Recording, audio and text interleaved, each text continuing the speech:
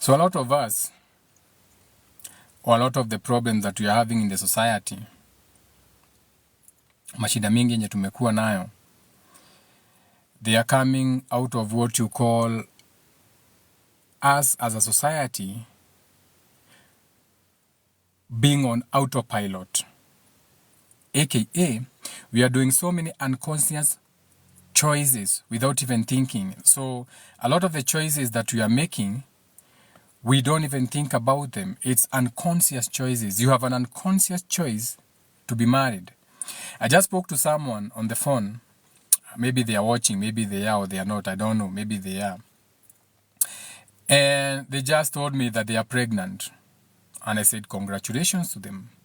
But it's been less than a year. And in actual sense, it's less than 6 months since they were left in hospital by their spouse because they were pregnant. Did you get that? So they got pregnant and their spouse was like, why would you get pregnant? So they were abandoned in hospital because they had complications, because the pregnancy had to abort itself. So we had a conversation. This is another one of my clients, and we were talking, and then they said, you know what? This was a clear indication that this man doesn't love me, and there's a niacha hospitali when I'm bleeding and everything. And I said, it's your choice. However, the writing is on the wall. The writing is on the wall. Now, I haven't heard from them for a long time, and then out of the blues today I was checking in on them, and they tell me, I know you are going to judge me. I've been away because you know I'm pregnant. I say, I'm not going to judge you. I'm not going to judge you. However, we are in so much pain, and as a society we are suffering so much because of the things that we are doing on autopilot. Because now I know, without even asking them, that they got pregnant. Okay? They got pregnant because you see, the man blamed her for the miscarriage in one way, shape or another. So now she's trying to show the man, oh wait, I can still get pregnant and you can still love me. And that is why I'm doing this live. So shout out to you. You know yourself. You know you're in Machakos. Now, not everyone is meant to get married. These are the kind of conversations we should be having. The other day I was having a conversation with, her name is Naserian, another good friend of mine, I have seen her grow from the days of Lusinga High School. I've known her for 14 years. So now she's all grown, all mature, ripe and tender, in the right places, the right curves and everything. So we're having a talk and she's like, Richard, you know, I came back from South Africa and everything, and everyone is putting me on pressure and everything, but Richard, I don't want to have children. I said, don't have children if you don't want to have them. And she was like, wow, no one has ever even... I said, not everyone is meant to get married. Tuanze hapo. Marriage peke yake. Not everyone is meant to get married. Not everyone is meant to have children.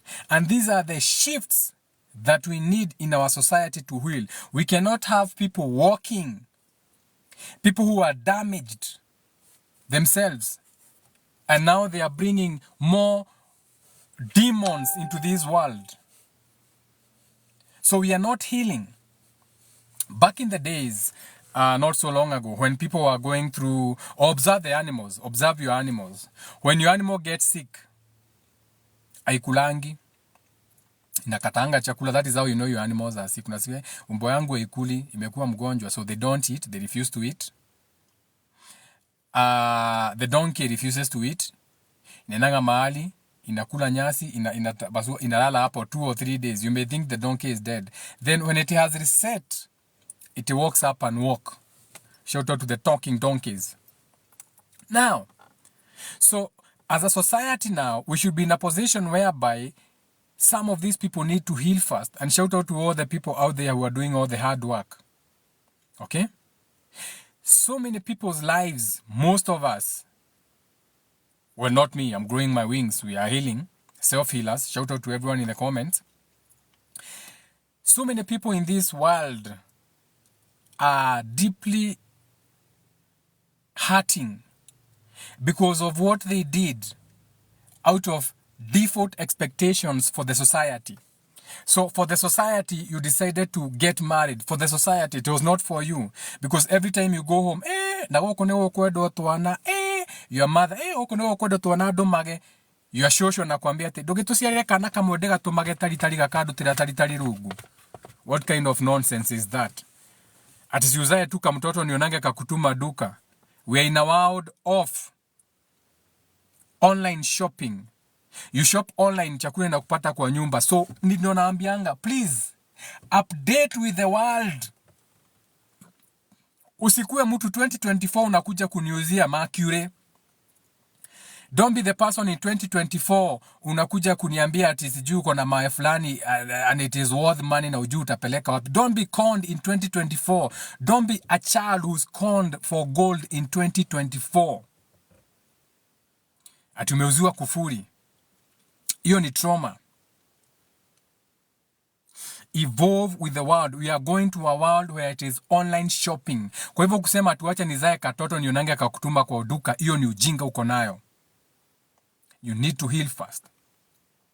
A lot of people are entering marriages or having children without understanding how their lives will change.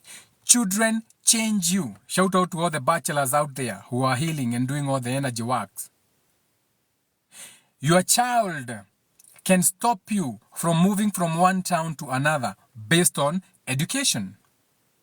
You need the best school for that child. Maybe hata utaki kuhama sana juu saa zile hauko busy, unataka upeleke mtoto wako kwa mamako akuangalilie. Utaki kuhama sana, yet you have an opportunity to go and grow in Mombasa or Naivasha or wherever, but utaki kuenda mbali sana kwa sababu unachianga mama yako watoto, we ni single lady.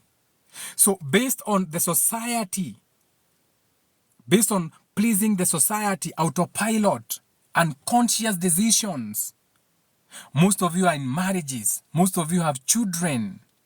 And you are missing how children change your life. Or what will be needed of your child. The moment you have 2, 3, 4 children, forget your life. I can guarantee you, the moment you have 3, 4 children in 2024, your life is done, over. You will never save enough to go on holiday unless you are stealing and thieving in the government, or you are the outliers where you have generation wealth. Usahau maneno ya kuenda bonfire adventure, uwezi afford unless watoto wako wanaenda public school, so they become hecklers and voters. Okay? Because someone sat down and created this system where we are putting a collection. Think about it like this. We have a collection of adolescents in high school. So we are taking hundreds of adolescents, people going through puberty, esoterically speaking, growing up, their solar returns, their Saturn returns. And then whom do we give your children to? People who have broken dreams. Never forget this. Teachers have broken dreams. Teachers are a representation of broken dreams, because teachers would become teachers based on the fact that angeendelea kukua daktari, in this world. I'm not saying there's nothing wrong with those things, but this is a self-accountability page. Let's be honest. Walimu are the people whose dreams never worked for them. So we are taking children, adolescents, hundreds of them, who should be mentored by us, the men, divine masculine, divine feminine, men who have real balls, like me, not beta males.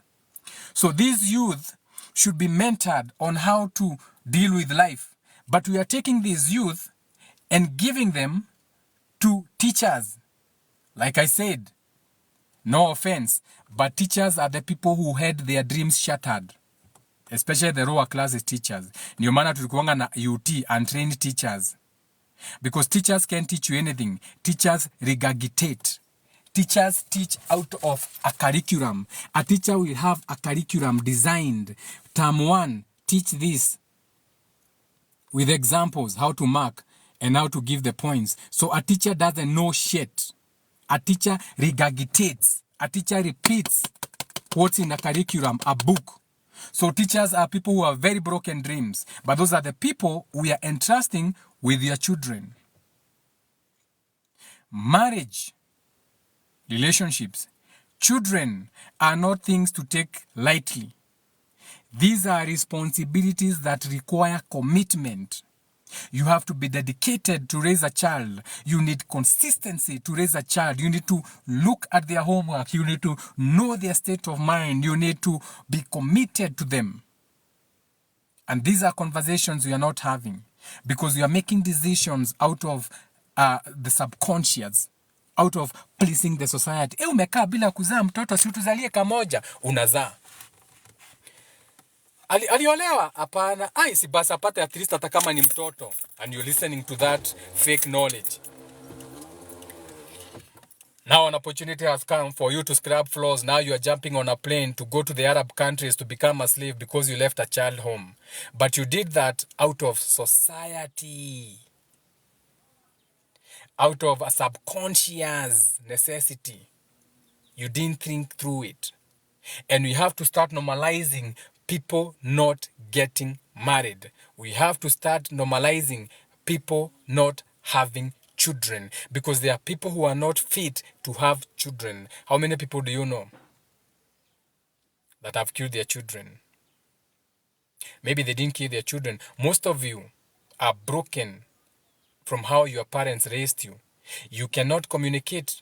You cannot talk in public. The moment someone throws a mic in your face, you start crying. Unaweza sema nini? Sina maoni. Shout out to that guy of Sina maoni. Wakati wa campaign. No one noticed the symbology of that. He was neither for nor against. That's how you're supposed to be as a voter. Sina maoni. But alikuwa kwa line. Okay? So, in a comment. So many people are making these decisions on what you can call autopilot. You are not thinking. You are like, Kiagia kanaka muedere. What? What? Are you making this? Do you know what you're doing? Hiyo mbogo iko juu. Umesikia ndege? Ema ni motorbike. But fuck that. Haena kegi. Kegi negia confirm. So, you're having a baby, but you don't even know who you are. We mwenyewe ujijui. You don't even know who you are. You don't even know what you want in life. But now you have a baby. Imagine, you don't even know what you yourself you want in life. You don't even know thyself. But now you have a baby.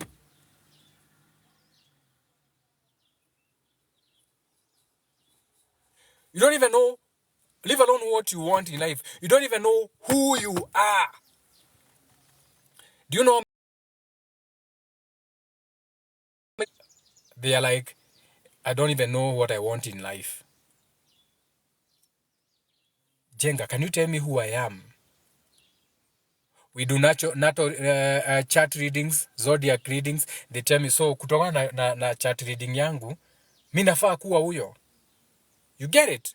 So, a lot of the things that we are doing, like, we need people to start becoming self-aware.